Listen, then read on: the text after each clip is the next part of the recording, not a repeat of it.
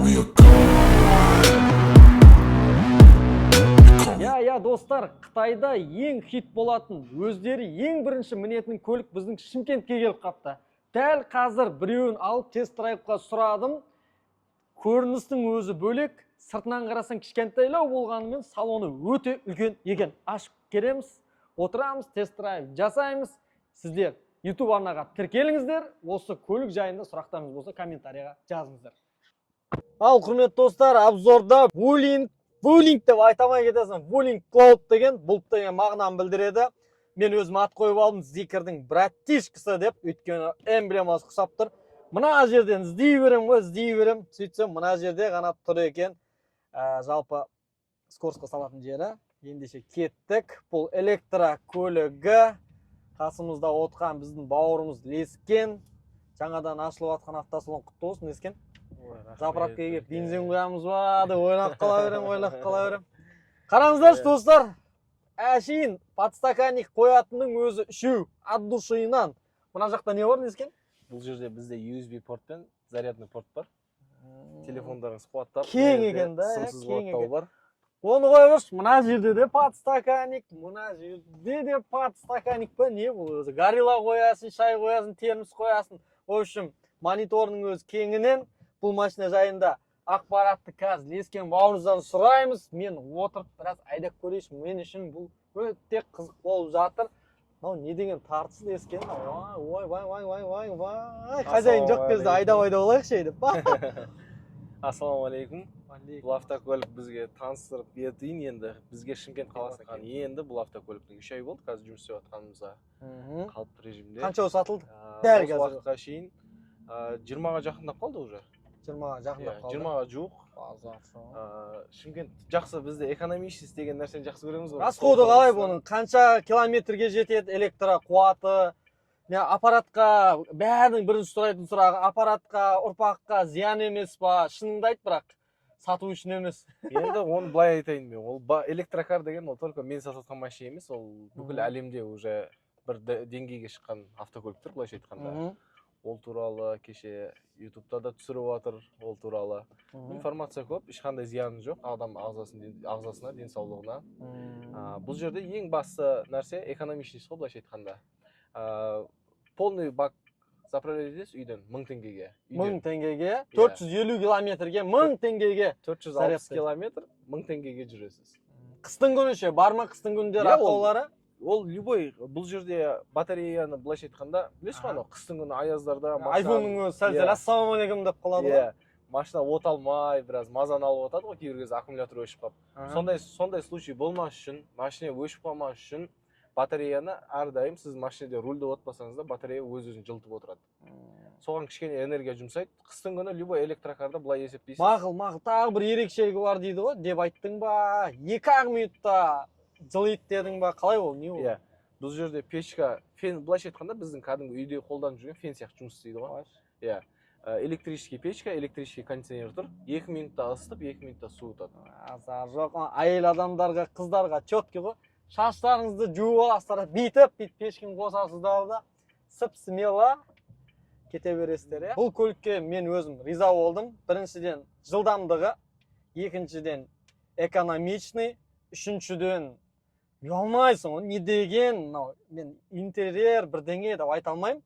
Жалпы ладаларды обзор жасап үйреніп қоямын. Қытайларда бір көргім келіп жатыр. Өйткені біздің Қазақстанға қанша пайыз десек болды? 15% әшейін уже Қытайдың машиналары басып қалды, Лескен, дұрыс па? Дұрыс. Сол себептен де Қытайдың көліктерін обзор жасап көрсеткенде шын махаббатын беретін адамдар жасайды ғой машинаны.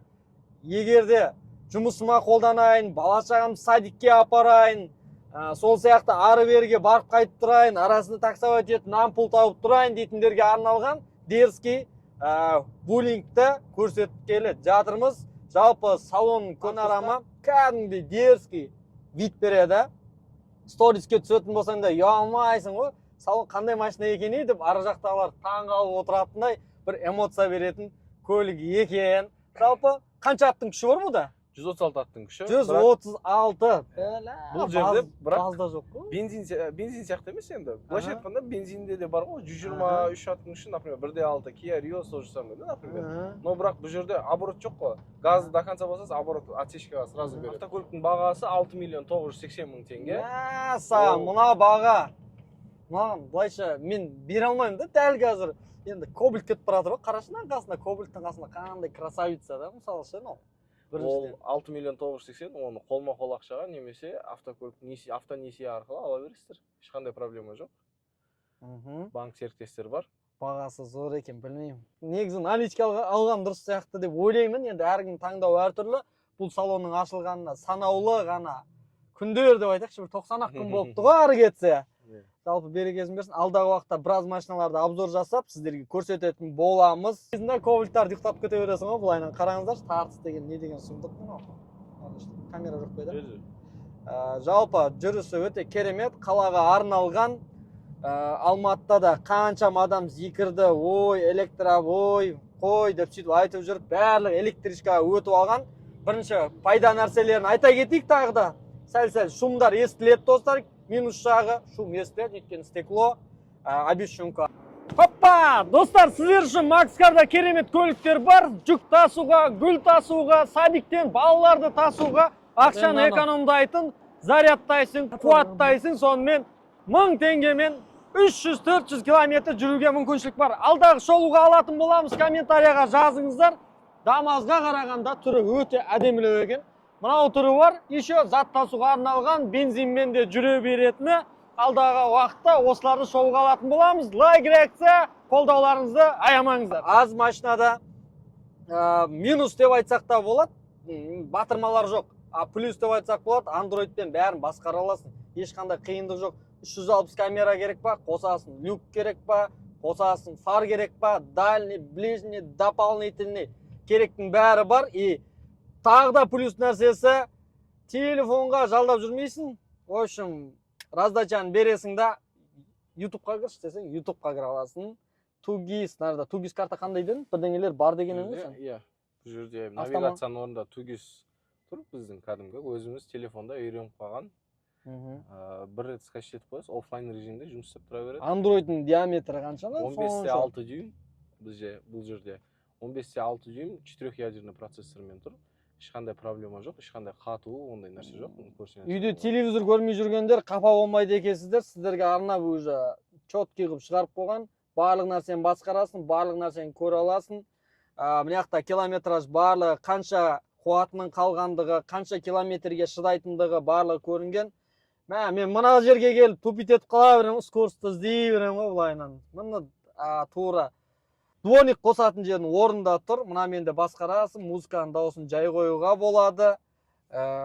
Мына жердегі ручкасының өзі бөлек. Мен аны көріп тұрмын, 200-кінің несін сақ қойған сияқты ма көрінді ғой, короче ше. Фарасын маркат етуі бөлек. Сыртында айта кететін боламыз. Ауыз толтырып айтатын, ештеңе жоқ деп те айта алмаймын. Кәдімгідей бір көргеннен тек қана айдағың келіп тұрады екен. Лобовойда үлкен, панелінің алды кең, түстерінің де біраз түрлері алда уақытта болады дейді. Достар, давайте қыз келіншектерге арналған, немесе Яндекстен ен таксовать етемін деп жүрген, немесе жастар болатын болса, смело алып айдауына болады десек те болады. Запчастьтарында интерес қуалап Google'дан кеше көрген болатынбыз, табылып тұр, колодкілерін бәрі қандай фирманың келеді, барлық нәрсе. Бұлар бұл жерде General Motors, сол Chevrolet, Opel, барлығы бір группада шығады, бұл автокөліктер. Керемет. Жалпы достар, машинаны мақтай бергенде емес, мақтайтында жағын айтып отырық. Өзіне лайықты, салон өте керемет. Қазір сиденьяларын көреміз. Таң қалдыратын тағы бір-екі нәрселер бар. Ішінің кеңдігінде сөз жоқ, артық орын жоқ қой. Бір машинаға кірсең, қуыс-қуыс, сыртынан қарасаң үлкен болып көрініп тұрады. Ішіне кірсең дым жоқ болып тұрады ғой. Жалпы мына жерлердің бәрі освещениялар жанады екен, арғы жақта подсветкілер бар. Не үшін тест-драйв жасап көріп жатырмын? Достар, бір машиналарға отырасың ғой, кәдімгідей мынандай қотырлау жолдардан жүрген кезде лок, ток, датованда мягкость жоқ. Шын айтқан кезде тақтайда отқан сияқты боласың. Бұда дөңгелегінің размері 18-дік болса да ешқандай артық не жоқ. Енді бізде сервис болмай тұр әзірге. Сервис болғанда барлық амортизаторын төңкеріп астын бір көріп тамашалауға болатын еді. Алдағы уақытта ондайды салатын болам. Егер де достар, тағы бір керемет нәрсе айтайын.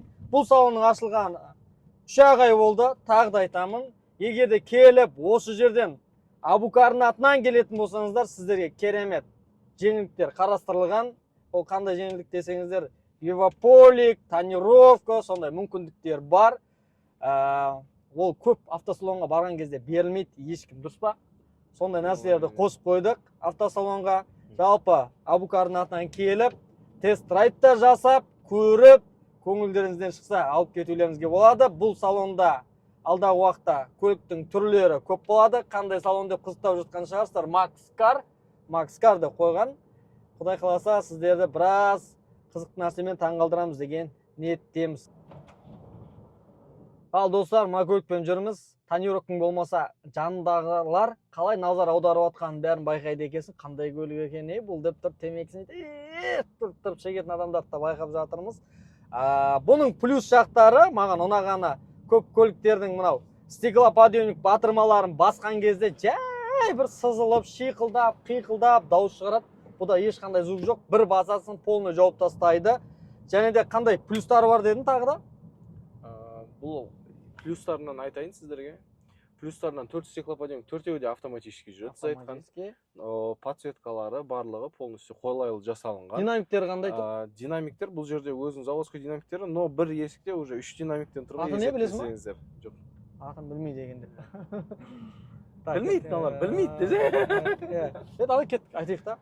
Білмейтін нәрселерді бар екен, ау әйтеуір.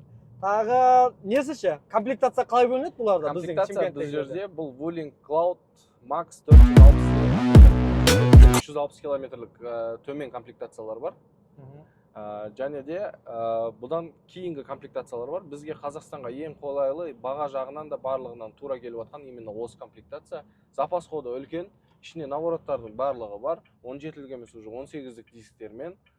Былайша айтқанда Титанкы бар, простой диски емес, алды да, арты да, тормозной дискімен, суппортпен тұр екен. Маған көңілден шыққан. Тормозды басқан кезде пақытты жабысып қалады екен достар. Көңілден шықты тормозды, ойдан шықты. Сенбесеңіздер тест-драйв жасап көріңіздер достар. Арнайы сіздер үшін қазір аэропортқа қарай баратынмын, қонақтарды күтіп алуға өте керемет екен. Бау деп отыратындай. Қазір көрсетем. Алыстан шаршап келгендерді қалай күтіп алу керек екендігін мына артаңғы сиденьяда көрсететін боламын достар. Скоростқа салатын жерін мына жақтан таппай жатырмын. Міне скоростқа салатын жері достар. Мына жерде бәрі көрінеді. N, R, D деп ше. И парковкаға қоятын жер маған баса салыстар болды. Автомат түрде ручникпен бірге қоя салады. Рулі мінеки достар, рулін қарап тұрсыздар. Мына дауыс өзгерте аласың. Жаңағы километражда 60-ға 80-ге мынамен управление жасай аласың. Өте жұмсақ, және де Zikr-дің эмблемасына ұқсайды. Мониторда, мінеки мониторда барлық навигация, тугиз картасы, орысшаға аударып барлығын жасап қойған. 360 камерасы, түнгі уақытта да, түскі уақытта да, в общем, жақсы көрсетіп жатыр. Бағалауға болады, музыкалар, YouTube барлығына кіруге болады, және де фарларын, люктарын осы немен ғана басқаруға болады. Тек қана Androidпен басқаруға болады деп айттық. Мен көрсетіп жатырмын. Мінекей зат салатын жер, телефон қуаттайтын жер. Мына жерге беспроводной телефон қоюға болады. Мына жерге артық заттарыңызды қойып, мынамен жауып қоюға болады. Дополнительный зарядчик. Мына жерде мінекей бардачогы осылайынан ашылады. В общем, мына жерде подсветкалар бар. Түнек екен деп отырмайсыздар. Тағы да айта кетемін. Абукардың атынан барсаңыздар, промокод Абукардың атынан келдім дейтін болсаңыздар, сіздерге керемет поликті сыйлыққа береді, және де тонировканы сыйлыққа береді. Ручкалары бір Toyota 200-ның сияқты көрінеді, ашылғанда ыңғайлы, жапқанға да ыңғайлы. Батырма терезелерді түсіретінді, есікті құлтайтынды өте жылдам жұмыс жасайды. Қараңыздар, демалып, ойланып тұрмайды. Тағы да, мына жерде светі жанады екен мына жерде. Түріңді әдемі көре аласың козерогында. Аваринка мына жерде орналасқан. Және де подсветка, есіктерді жабу, ашу осы жерде қойылған. Печканың абдуфтары міне ерекше, дизайнына лайықты. Мына жерде подстаканнигі бар, мына жерде подстаканнигі бар. Сиденьясы өте ыңғайлы. Жедел жақтағы сиденьясын осылай электронды басқара аласың, алға артқа көтеріледі, жатады, тұрады. В общем, бөлек. Мына жақтан көлікті өшіріп тастай салуға болады, полный. Мынаның салонында ешкімнен ұялмайсың. Көңіл күйің еш түспейтін сияқты көрінеді. Өзім шынымды айтсам, ұнап қалды өзіме. Келіншегіме сыйлағым кеп тұр, анама сыйлағым кеп тұр дегендей ойлар келеді. Әрине, бағасы қол жетімді екен. Алда уақытта алуда мүмкіндік жоспарда бар. Қараңыздар, төбесіне қарасаңыздар, панорама, жұлдыздарды қарап, сиденьяны былайынан тартасында жатып аласың. Ешқандай көлікте бұндай мүмкіндік жоқ. Аяқты қоятын жер кеңінен орналасқан. Қол тірейтінді былайынан қойып аласың. Жалпы барлық жағдай былайынан жасалған екен. Мен көңілімнен шықты достар. Бағасына өте лайықты 7 миллион. 7 миллионға бір 100 мың теңге жетпей тұрған шығар. Бұның ақ салондығының өзі бөлек көрінеді. Міне айтып жатқаным осы сиденьясының жататындығы. Динамикті көріп тұрсыздар, өте әдемі. Мына жерде леон ленталарымен освещение қойылған. Терезесі оңай көтеріліп, оңай түседі. Ручкасын қайтадан айтамын. Ручкасының өзі де бір бөлек. Қараңыздар. Ал сиденьясын жинайсың, егер де зат салатын болсаң, тағы да сен үшін керемет мүмкіндік. Былайынан сиденья жата қалады. Мына жақ кәдімгідей кең болып қалды. Қараңыздар достар. Багажын ашамыз. Қараңыздар, мына жаққа дейін қаншама зат салуға болады. Және де мына сиденья. Сиденьяны толықтай жатқыздық, біраз зат салып алуға болады. Жалпы универсал десек те болады. Мына нәрсесін алып тастасаңыз да қаншама орын бос қалады екен. Былайынан жинап қоюға да болады екен. Бұның өзі үлкен кеңдік. Есігін былайынан бір батырма арқылы басып жабуға да болады екен. Сыртына келейік достар. Шымкентте ашылған жаңа автосалонымызға қош келдіңіздер достар. YouTube арнамызға тіркеліңіздер. Вулинг көлігін жалпы сіздерге таныстырып көрсететін боламыз. Бұның ерекшелігі біріншіден расход жоқ, екіншіден налог төлемейсің. Үшіншіден, любой жаққа ұялмай бара аласың. Салонда жайлылықтың бәрі, керектің барлығы жасалған. Аты да қиын емес, эмблемасынан да ұялмайсың. Эмблемасына қарайтын болсаң, тура бір зикірткіне ұқсап тұр. Ал алдындағы мынау шамын қарайтын болсақ, алыстан қараған кезде бір лиді көргендей боласың. Бағасы өте тиімді. Бар болғаны 7 миллионға 100 мың теңге жетпейді екен. Титанкілерімен сыртын бір көріп шығайық достар. Көлікке дерзкий видті беретін сыртынан қарағанда дөңгелегімен титанкісі. Өзіне жарасып қалған размері 18-дік зимний летний балонымен де бар дәл қазіргі уақытта. Электро қуаттайтыны 220 алдында тұр, 380-дігі артында тұр. Мен екі жерден заправка жасаймын, не болып жатыр өзі деп түсінбей қарасам. Ал капотын ашып қарайтын болсақ, бір қозғалтқыш па, мына жердің бәрі батарейка ма тұрғандай көрінеді. Қазір ашып көретін боламыз. Мына жерде дым жоқ қой. Жалпы қараңыздар достар, мына жерде тек обмывайкаға ғана су толтырып қоясыздар. Болды ғой. Антифриз өзінің орнында. Лескен мына жерде не бар айтып жіберсек, қандай? Бұл жерде бізде мына жерде система охлаждения, кәдімгі антифризбен бұл батареяны жылытып, былайша айтқанда минусовой погодада электромоторды ысып кетсе, жаңағыдай салқындатып тұрады. Тормозной жидкость, кіші аккумулятор. Аккумулятор кішкентай екен да, иә? Бұл жерде өйткені полдың астында одан үлкен аккумулятор жатыр да. Мына жерде инвертор тұр бізде, и омывайка. Сізге бір 5 жылдың арасында тек қана мынаны ғана ашуға керек болады. 5 жылдай бұлай жүріп береді дейсің ғой жалпы.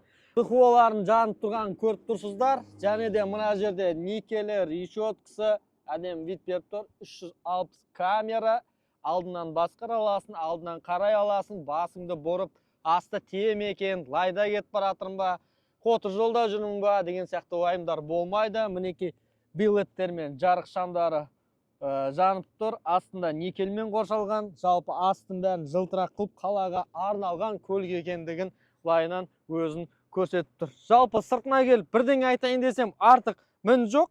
Айтамын ғой, сәл-сәл обещан көру керек. Никельдерінің бәрі жылтырап жанып тұр. Астынан, жанынан, в общем, барлығы өзіне лайықты. Бұған берер бағам 380-дік 30 минутта зарядтап қуаттап алуға болады. Артына келетін болсақ та диодты шамдар, білмеймін, лиді көргендей болам, зикірді көргендей болам. Оларды әлі обзор жасаған жоқпыз. Бірақ менің көңілімнен шыққаны бағасы, салоны, сыртқы көрінісі, дөңгелекі, барлығы компактный, өзіне жарасып тұр. Артқа жүріп бара жатсаң, камера болса да, мына жерде партрониктері бар, астының биіктігін көріп тұрсыздар. Және де мына жерде тұмандау пайдасы тиетін шамы бар. Ал достар, ауыз толтырып көп нәрсені көрсетемін деп бір қуанғаным бар еді. Барынша мүмкіндігінше көрсеттім. Құрметті достар, қаланың ішінде жүрсең де, ата-анаңа сыйласаң да ұялмайтын, қол жетімді Макскардың осындай әдемі көлік әкеліп жатқанына қуанып жатырмын. Жалпы жаңа көлік іздесеңіздер, Макскарға келіңіздер. Мекен жайы мына жерге жазып қоятын боламын. Қазіргі уақытта ақшаны құртатын емес, ақшаны табатын көлікті алуға кеңес беремін. Өзім де проектілердің барлығын жартылай жиыстырып тастадым да, жаңа көліктерді алғым келіп, еңбектеніп жатырмын. Мына көлік өте тиімді, қалаған уақытында нан әкелетін, қалаған уақытында ұялдырмайтын, бар болғаны 1000 теңгеге 450 километр жүруге мүмкіндік беретін көлік. Алыңыздар, мініңіздер. Обзорымыз ұнаса лайк, комментария жазыңыздар. Кемшілікті байқасаңыздар, оны да жазыңыздар. Барынша сіздерге пайдалы болуға тырысамын достар. Күндеріңізге сәттілік, YouTube арнамызға тіркеліп қойыңыздар. Міне керемет достар, обзор жасап келгенше мына көлік өз иесін тауыпты. Мінекей сатылғалы жатыр, қасына шиналарын қосып берген. Сіздерде де мүмкіндік, уақыт бар. Алыңыздар, көңілді, жақсы көлікпен жүріңіздер.